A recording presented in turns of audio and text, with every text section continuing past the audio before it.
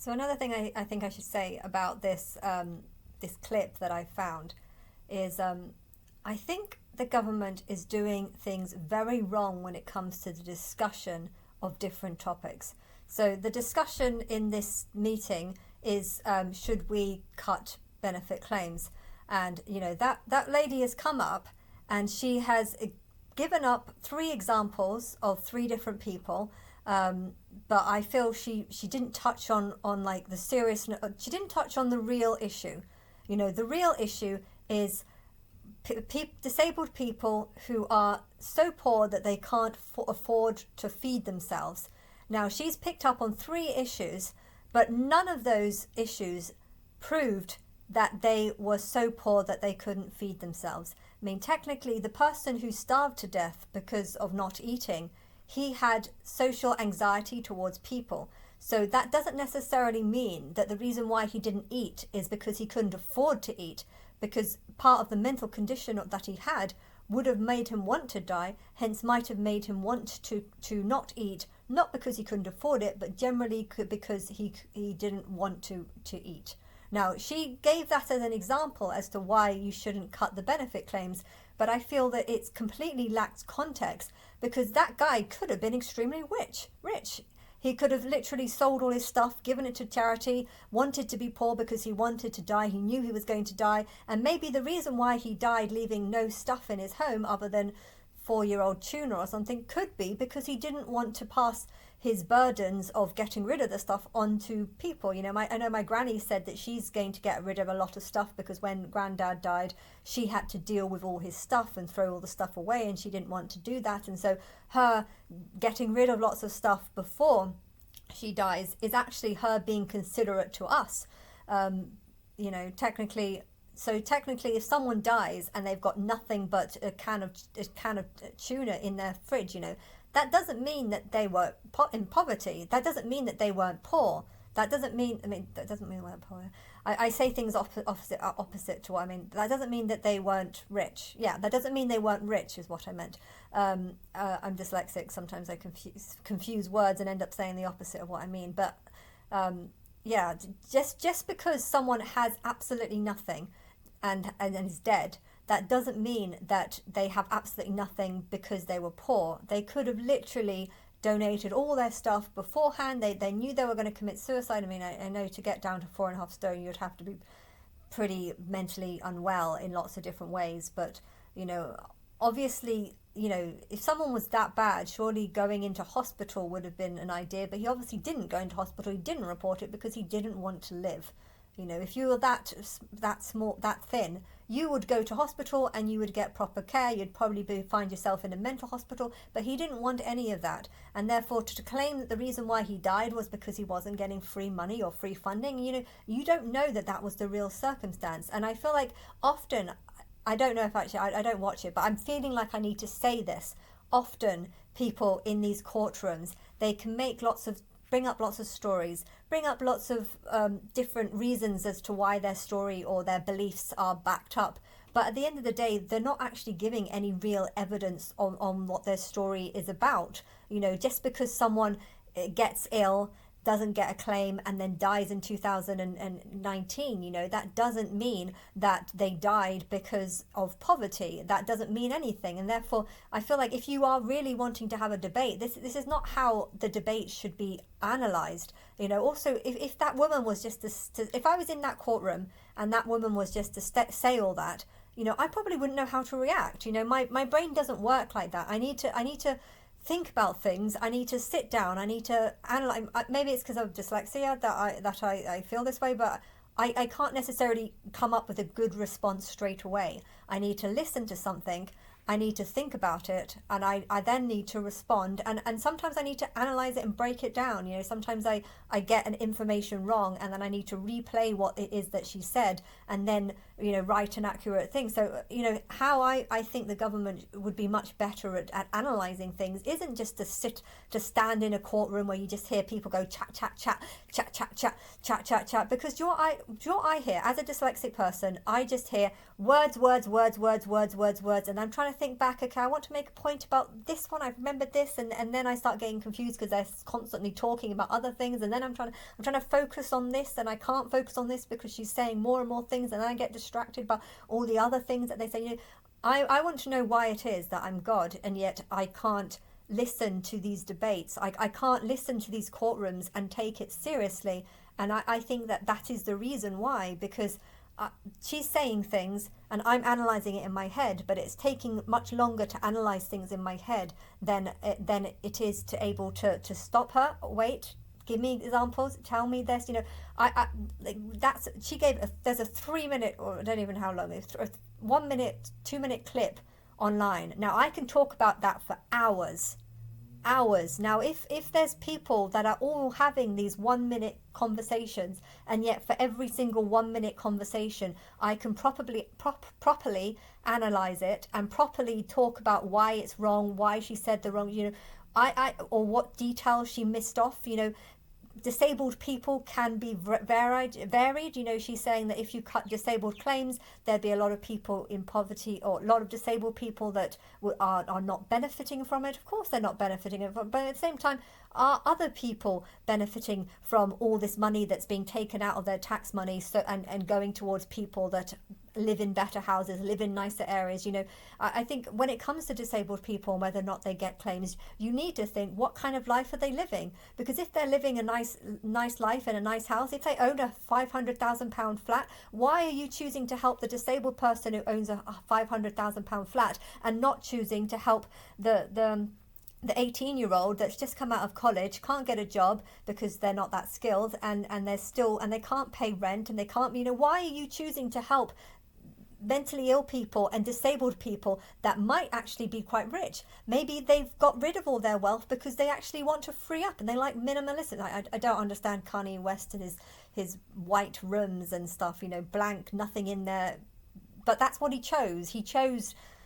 I heard he got an amazing house full of lots of decorations and lots of stuff, and then ripped it all out, and then just had it as some sort of white museum. I mean, to me, that's you can have as much money as you want. Now, just because you have chosen to live in a completely minimalistic style and there's nothing in that doesn't mean that you've done it because you're poor or living in poverty. Just because you choose not to eat for a week, that doesn't mean you're doing it because you can't afford to eat. It could be that you're depressed, and if you're mentally ill, you might choose to say, I'm not going to eat this week, and that doesn't mean that you're doing it because you're poor. And therefore, that when it comes to all the things that she said, there's so much that I can say about it. But if I was in a courtroom, I wouldn't say any of this, because she would say that, and then I'd think, okay, I might write points, like I want to say this, but she's constantly talking, other people are constantly talking, and then you have you get distracted by all these different points. This is why I can't look at it. I like analysing things that I'm seeing online, because I feel like I can watch something and then I can talk about it. I can press pause, I can watch it again, I can watch it, and I think this is how the government should be doing things. The government shouldn't be doing things by just getting people that are being paid £200 an hour to just stand in a room and look like they're just talking to each other. Because to me, that's just kids in a school playground arguing over things and never coming up with any kind of conclusion. I think the real debate, I mean, it to me, that whole courtroom just seems like some sort of puppet mask, some sort of puppet display. The puppets are all talking to each other and not, but the real decisions get made when people actually have real evidence. Look at this person. This person is about to have, find the people that are about to have their benefits cut. And, if you don't want the benefits to be cut, You need to find the people who are about to have their benefits cuts, and you need to maybe have like a board that has some sort of projection on it, and you need to actually show the people. You know, if that woman would have said, meet this guy, and then perhaps shown pictures. I need to see pictures as well. That's the thing. She was just talking. I can't listen to this jargon, because that's all it sounds like. Words. But I'm not seeing anything real. Why don't, you know, if the government really prepared their speeches, you know, look at this person. This guy died of starvation because of poverty. Did he die of poverty, or did he die because of depression? You know, if he died of depression, then his benefit being cut made no difference to that, because at the end of the day he was depressed and he wanted to die. Now, if you were to present things with pictures and with perhaps people talking about it, you know, find the people who are, you know, and it also has to be accurate.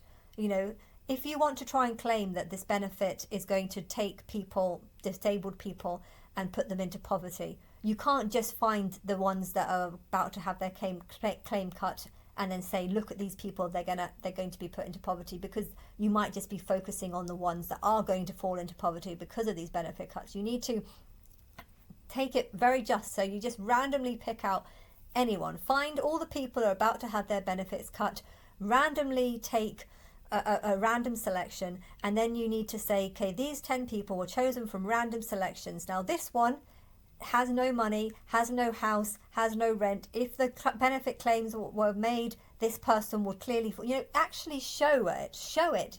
If you believe that cutting the benefits of disabled people is going to put disabled people into poverty, all 700, you need to actually show more evidence that is actually going to happen. People just talking and saying stuff, you know, this is just people with an agenda trying to push their agenda using words that I can't back up, I can't verify, I can't do anything. And therefore the whole idea of a courtroom making decisions by just having this sort of weird chit chat where they're just chatting and saying, oh, this is true and this is facts and this is facts, and I don't know what the facts are, and I feel like I can't just believe something because some person in the government has said it. I don't trust anyone, and I feel like I wouldn't take any interest in listening to these court debates, because at the end of the day, I would want to press pause.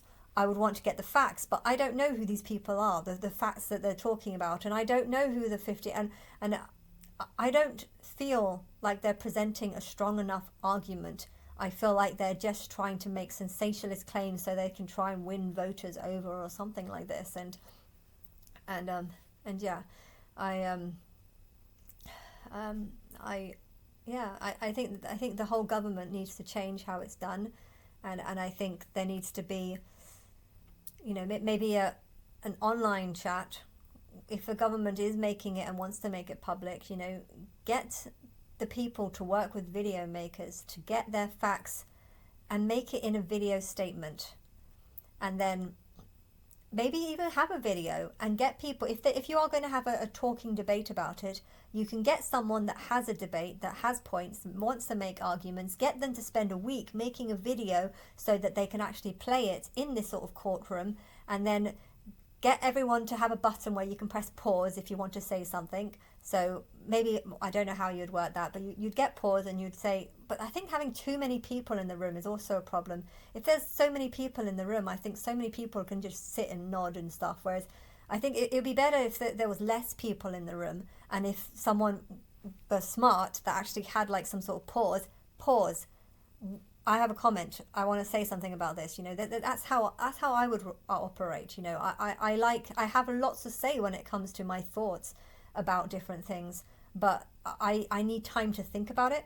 I need time to sort of absorb the information, and yeah, I think also being in a room full of 200 people is also very intimidating for me. So I don't know if I would even want to be in an environment where I'm just sort of having this. You know, I don't like, if this is how decisions are being made, no wonder this place is fucked up. You know, like, I don't agree that the court systems are working, and yeah, I mean, I guess you could do the court systems for the sake of the public, but I think realistically that the decisions should be made through actual brain work rather than just chatting, and actual statistics. You know, how many people are claiming benefits and yet own £1 million house or a £500,000 house. You know, all these people can easily downsize, can easily take out a new mortgage. How many people are claiming benefits and yet don't actually need to be claiming benefits? How many people are claiming that they're mentally unwell or unfit to do things, and yet in reality you see them doing lots of stuff? You know, I know that's a complicated issue when it comes to me, because I can do a 7-hour cycle, but then the majority of the time I'm lying like this, just analyzing things. But yeah, it is a complicated issue, but you need to catch people out on lies, see what they say, and if it doesn't match up with why they're making a claim, then you know, are they doing the groundwork? That's the thing. It's not deciding decisions should be about the actual groundwork. You know, the billionaires making the housing market incredibly expensive helps anyone that owns a house, and therefore you can't make the claim that these billionaires and the governments that are helping the billionaires are not helping the disabled people, because technically they're helping anyone that owns a house by owning this, you know, by having a house increase. And if house increases also when they sell, you know, if the government can take 25% of capital gains tax, then that's a huge amount of money that the government has to play with, and therefore the government can choose to help the people that they want. And I think that I believe that the government are helping the mentally ill way too much, and that's why there's so many of them. They're helping them way too much. This is encouraging other people to want to sign on to benefits. And, you know, if all they need to do is lie about their health issues, I feel like going to a doctor every week or once a month whilst trying to claim that you're mentally unwell, or mentally incapable of doing things. You know, I feel like this actually makes a person more incapable of doing things, because they believe that they are incapable of doing things. You know, a part of me wonders if the real condition that she has is this belief that there's something wrong with her, and this belief that there's something wrong with her has actually turned her into the person that she thinks she is, which is someone who's disabled. You know, there's a woman who lives in Net. I had a dream about her the other day she's a neighbour of my parents, but you know, she's also someone who claims to be very old when really she was actually very young. She's old now, but you know, 20 years ago she was actually very young, and yet she used to act like an older person. And I don't think she needed to claim benefits, because I think her parents gave her a trust fund so that she was always going to have money and stuff.